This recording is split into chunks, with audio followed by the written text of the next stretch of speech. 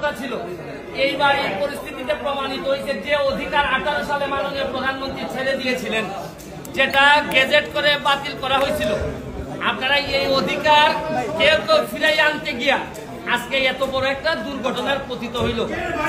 সবই ঠিকঠাক মতো হইল। আপনারা এই মঙ্গলবার এই জায়গায় দাঁড়াইয়া বলছিলাম যে প্রধান বিচারপতির রায় পর্যন্ত একটু ওয়েট করেন। অনেকেই ওয়েট করেন নাই, অনেক আবেগ ছিল, যার কারণে আজকের এই ধ্বংসলীলা। আমি আরো জিনিস বলতে চাই, এই মঙ্গলবারের পরে বৃহস্পতিবারেও প্রশাসন চাইলে, প্রধান বিচারপতি বা আমাদের সুপ্রিম কোর্ট চাইলে বৃহস্পতিবারও একটা সমাধান দিতে পারতেন বলে আমি মনে করি। এই যে শুক্র শনি গেল, এর মধ্যে ঢুকে গেল হচ্ছে গিয়ে জঙ্গিরা। এই ছাত্ররা তো আর আন্দোলনে ছিল না, আর শুক্র শনিবারে কখনোই জঙ্গিরা ঢুকে গেল। আমি আর এর ভিতরে আরেকটা জিনিস বলতে চাই, আপনারা দেখেন যে অলরেডি আপনারা তো সংবাদ সম্মেলনে আছেন, আর ওইদিকে প্রায় 826 জঙ্গি, সে 80টার মতো রাইফেল টাইফেল নিয়ে ও কোথায় যে ঘুরে বেড়াচ্ছে। আচ্ছা, আপনারা কি মনে করেন যে কোটা আন্দোলন যারা, এরা নিরীহ, এরা হচ্ছে গিয়ে আমাদেরই সন্তান? তারা তো সংস্কারের কথাই চাচ্ছিল, সরকারও সংস্কার চাচ্ছিল।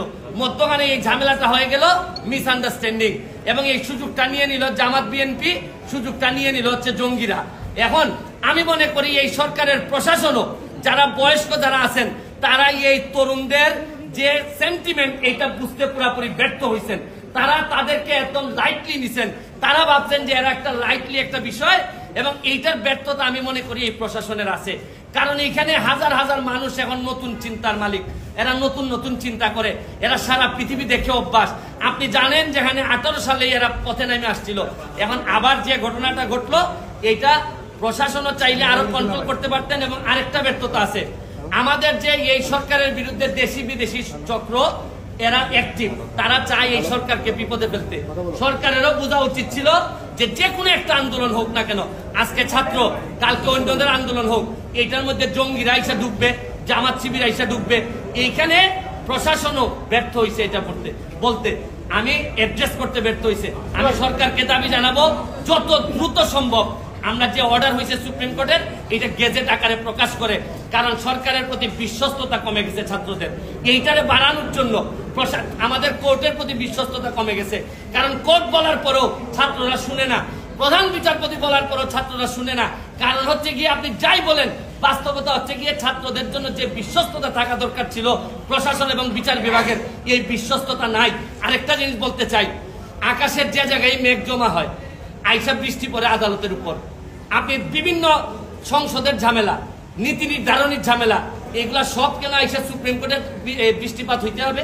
এগুলা তো সুপ্রিম কোর্টের ঝামেলা ছিল না। সুপ্রিম কোর্টের ইমেজ ক্ষুণ্ণ করার জন্য এই ধরনের মেঘগুলা যথেষ্ট। পলিসি ডিসিশন যেখানে প্রধানমন্ত্রী 18 সালে শেষ করে দিচ্ছেন, এইটারে হাইকোর্টে নিয়ে আসা এইসব ঝামেলা, মানে মেঘ জমে অন্য জায়গায় আর বৃষ্টিপাত হয়েছে গিয়ে সব সুপ্রিম কোর্টে। আমি বিশ্বাস করি সুপ্রিম কোর্টের ইমেজ এতে ক্ষুণ্ণ হয়, পরবর্তীতে এইসব বিষয়ে যেন আরো সচেতন থাকেন সুপ্রিম কোর্ট, এবং প্রশাসনের জন্য সতর্ক থাকে। এবং দ্রুত আমি মনে করি গেজেটটা দিয়ে আমি বাচ্চাদের যারা আছে তাদেরকে বলবো, তোমরা বাড়ি ফিরে যাও, তোমরা যা চাইছিলা তার চেয়ে বেশি তোমরা পাইছো। এবং এখন রাষ্ট্রকে ঠিকঠাক মতো যারা আজকে এত বড় ক্ষতি করছে, বিটিভি জ্বালাই দিছে, এরা মেট্রো রেল জ্বালাই দিছে, মিরপুরবাসী এখন সারা 1 বছর কান্না করলে এই পাপ মোচন হবে না। আর এরা চান্স পাইলে পদ্মা সেতু ভেঙে দিত, শুধু চান্স পায় নাই। এরা আসলে এইবার প্রমাণ হয়েছে, এদের কাছে ক্ষমতা গেলে বঙ্গবন্ধু কন্যার কাছে ক্ষমতা ভুল শুদ্ধ থাকলেও ওনার কাছে ক্ষমতা নিরাপদ, আর এদের কাছে ক্ষমতা গেলে কি হবে, এইটার নমুনা আপনারা অল্প দিনের মধ্যে, এই 2-3 দিনের মধ্যে দেখছেন। আমার এইটাই দাবি। ভালো থাকবেন।